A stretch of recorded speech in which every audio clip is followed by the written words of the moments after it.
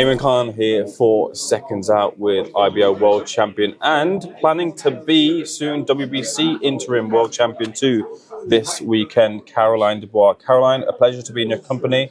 How's life? It's been good. I've been in camp. I feel like I've been in back-to-back camps. I was supposed to fight on Chris Billam's undercard, and unfortunately, I had to pull out for sickness. And I'm here now, so I didn't have a long time in between. So it just feels like back-to-back, and I just can't wait to get this fight over with. You know, enjoy the fight and make a good performance, and just be able to take a few weeks off. Let's park the boxing for a moment. I was having a conversation with some of my media colleagues the other day, and they told me that you're an avid reader outside of camps and you go through the books and you've been reading some autobiographies of the fighters and things. What are you reading through, and what's been a highlight book for you in your last two books that you've read? So I am a big reader. I really read really quickly. My brother always makes jokes like I can finish a book in a day. Like right. I'm like, once I'm into it, and I just go through it. Like I really recommend for anyone who enjoys like motivational books and just books that have good messages. The Alchemist is by far one of the best books I've ever read. Okay. The Alchemist by Paulo Coelho. So definitely get on that if you're interested in reading. And another one that I did read recently, which was very good, was Andre Ward's autobiography. I think it was called Breaking the Image. I can't remember, but it was really, really good. I'm a massive fan of Andre Ward. I think everybody knows his technique, his skill speaks for itself. And Undefeated is a statement in itself, but I never realized the story that he had and the struggles that he had to go through. And I was shocked. And it goes to show that you should never judge a book by its cover, and just, you know, understand that everybody has, you know, a story. Look, you're very much one of the breakthrough talents, one of the recognizable fighters in female boxing over here in the UK. Not only are you sending a message through your boxing, but do you feel like maybe in the future there could be a book where you can send a message, your story through Caroline Dubois, the book, the story? Maybe one day. You never know. I'm 23. I don't think now is the right time to be writing a story. Hopefully I have more chapters, you know, to be filled. So, you know, I'm going to go through life and just enjoy it, try and learn, make a few mistakes and learn from them. Unfortunately, life is one of the things that you have to make mistakes. You have to mess up a few times, and I'm ready for those experiences and learning from them. So one day, hopefully, if I have children, you know, I can tell them a story and tell them, you know, what to do, what not to do, and help them through times of struggle when they're struggling, and let them know that it's okay and they can get through it. So no attention's then to this weekend. Look, for your opponent, do you do much scouting? Do you do much watching tape of your fighter? How do you personally prepare outside of just the camp that you're in? I don't like to watch too much tape. I know people who religiously watch every fight, and I just find it's too much. You know, it's too intense, and I don't really want to be going into a fight stressing over what somebody else is doing. I want to be focused on what I can do.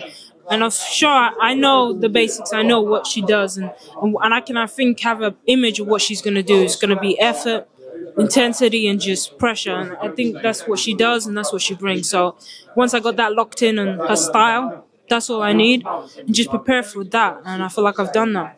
It feels like you're very refined in terms of you as a fighter. Have you looked to try and, behind the scenes, add anything more to your game? Have we seen the full reflection of you as a fighter so far in the ring, do you feel? I would say that in terms of my performances and what I have to bring to the game, I've given like a C. I think my best performance was maybe Melina Koleva, just on account of I was able to do a few things and practice a few things in the ring, and I really enjoyed that fight. But since then, I feel like I've not yet capitalized and fully brought myself 100% and given a really stand-up performance yet. I think this fight, it's the opponents, you know. You can only fight who's in front of you, and I think you do need a good dance partner. I think Melina Koleva is a perfect, exciting fight. This fight is just going to be exciting, you know. It's action-packed. I'm not going to go running. She's not going to run away. We're both going to run into each other. So it's going to be skill, and it's going to be explosive. So I think hopefully she can bring out a really good performance, and hopefully a great knockout that I can produce. Your stablemate Chris Smith is no stranger to the stadium shows. He's done pretty much back-to-back stadium shows, just beat Richard Rackport, avenged the defeat earlier in his career. But for yourself, heading into this Oakwell Stadium fight, what are you like on fight nights on big occasions. Do you feel a bit nervous heading into that moment? How do you manage those few moments before you make the ring walk and put the gloves to your opponent? I think everybody deals with it differently. I think if someone tells you they don't feel nervous, they're lying, or they probably just are not interested in boxing anymore. And I think nerves is a reflection of the care and the passion and how badly you want to win. You know, if you're not nervous, you don't care. And I'm not a journeywoman, and I really do care. You know, I want to win, I want to be the best, and I want to do something that's never been done before. So that expectation, that pressure that I put on myself is what brings nerves, and I'm just need to learn to embrace it. Don't let it get too much, because you know, too much of anything is a negative, and it's just one of those things you have to embrace it and make sure that it doesn't become overwhelming, you know, and I'm learning to do that through experience and through the people that are around me that have given me advice and speaking to me and giving me tips on how to deal with it. There's a mega fight on the horizon, one that you'll have been locked in for a while and want to have on your ledger.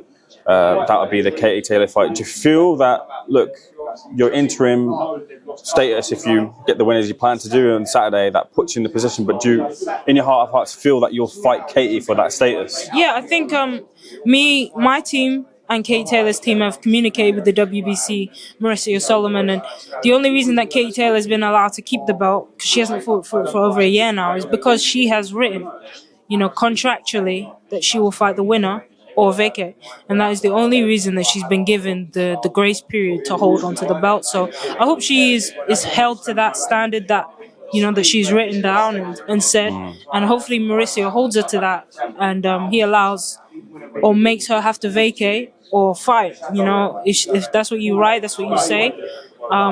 Hopefully she stands to that, and if not, you know, vacate and let the next generation come and have their chance in the light to shine. You know, she's had a long time to shine, and it's only right that we get our opportunity as well. How do you feel she fares against Serrano in the rematch? I think it's a great fight. Serrano is always a game, tough woman, very good fighter.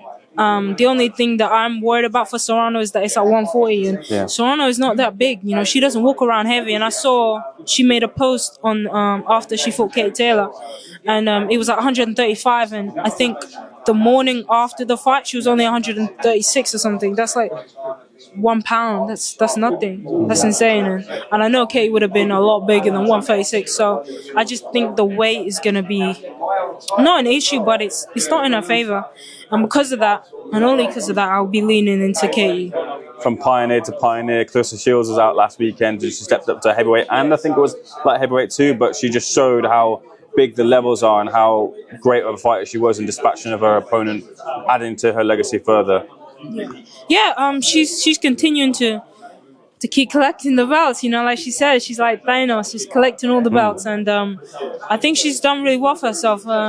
It's a shame that she's in a division that is not so stacked, and so because of that, she has not been able to get the respect because she hasn't fought names that people recognize and know. You know, she had the big Savannah Marshall fight, and everyone knew Savannah Marshall, and that's why the fight was so big. Everyone knew Christina Hammer, and that's why that fight was big, and everyone kind of knew like the Gabriel Rosado, and that fight was quite good, but all these other names that she's been fighting, people just don't know them. And because of that, she isn't getting the respect when she beats them. And it's not her fault. You can only fight who's in front of you. You can only fight who's in your division. Hopefully she gets the opportunity to really continue having more fights, breakout fights, and showing the world why she is what she says she is, which is, you know, the GOAT. You're a fierce competitor, and your family are also big competitors. Were you and Daniel in a bit of a race to see who would win the world title first? He seems to have picked you to the post with capturing the IBF title. I know the IBO will come up with a bit of dispute as to whether it's a world title or not, but Daniel's won that world title. Do you think that maybe you'd get there before him? Not at all. I think, you know, Daniel turned pro, I want to say I'm going to get grilled for the 7 years maybe before me. Yeah. Was it? I don't know. He turned pro way before me, basically. And, you know, he had a long time to settle in. Women obviously move at different paces than men. So I wouldn't say we're in any competition of any kind just because of, you know, we're such different worlds. Even though we're still boxing different worlds, you know, men and female is just different. And obviously he's been pro years before me. So it was never any competition or any kind of, I wish him all the best. And he's now a world champion. That's something he's going to have for the rest of his life. He'll be able to say, I was a world champion, He's right up there with the likes of, Mike Tyson, Evander Holyfield, Lennox Lewis, the greats, heavyweight champions have always been recognized as the epitome of boxing. So now he's up there. He's a world champion. Much in the way that you'll want and your eyes on the pioneer in Katie Taylor, he's now got his eyes locked in on Anthony Joshua, who's been really pioneering the heavyweight division for the UK scene and been on top for a while, chasing that third world title against Daniel, who's the IBF champion now. How do you feel he fares against AJ? I think it's a great fight, isn't it? British boxing have been craving and crying out for a world title, for a big fight, big domestic fight. We had that when AJ fought Vladimir Klitschko, and I think that really was amazing. The British public was going crazy for that. And the atmosphere and the fight itself was so good. People were just buzzing for weeks after that one. So now we got another one, another AJ one, but we got another one, and I think this is what British boxing needs: a big domestic clash. And it's great that it's a domestic clash, and it's great that it's two British fighters and for a world title. Do you think Daniel does it? I think it's very, very, very 50-50. He's very much who turns up on the night and who executes the plan, and I think he's in a very good chance to win. It's neither of them can say, I've got this in the bag. And if you put a bet on either one of them, would you be disappointed if it went anyway?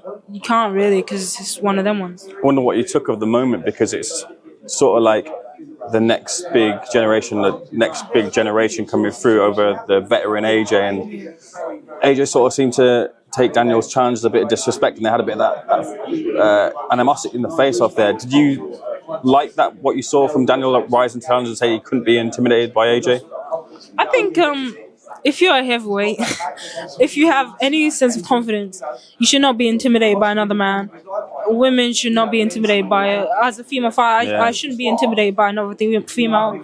As a man and you're fighting, you should not be intimidated by anyone. If he was fighting Usyk or Tyson or AJ or run it back Mike Tyson, if you're walking into that afraid of this guy, you're not going to do well. So just be confident, and if you believe you're going to beat someone, just be confident. I was listening to a good conversation that when you joined us at the table there for the lunch about the Team GB crop coming in now. I just wonder how you feel about some.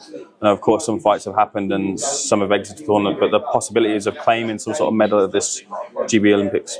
It's a hard one. I think the draw was very hard for all the GB fighters. I mean, at the end of the day, if you're gonna win, you're gonna have to beat people, right? But the draw really does dictate how that happens, because you have to think amateur boxing, you're making weight every single day, and that really does drain you. And if you got a hard fight back to back, you're harder, tight on the weight.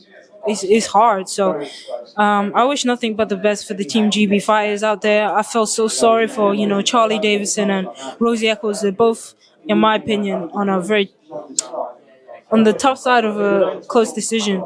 Rosie, I thought she won it definitely, but Charlie was so close. You can't go. It was close, and it's just I felt so sorry for her because she trains her ass off, and she's a real role model for me. She's got three kids, and they're amazing, and I feel like she may not feel it now, but when they grow up and realize what their mother has done, they're gonna be proud. And I know if I was her child, I'd be so proud. Like my mom had me.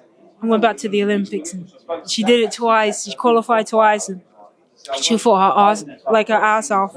Like that's stuff that gives you chills. Like that's goosebumps moments. And she was fighting for them and her husband Bruce. So I'm really proud of her.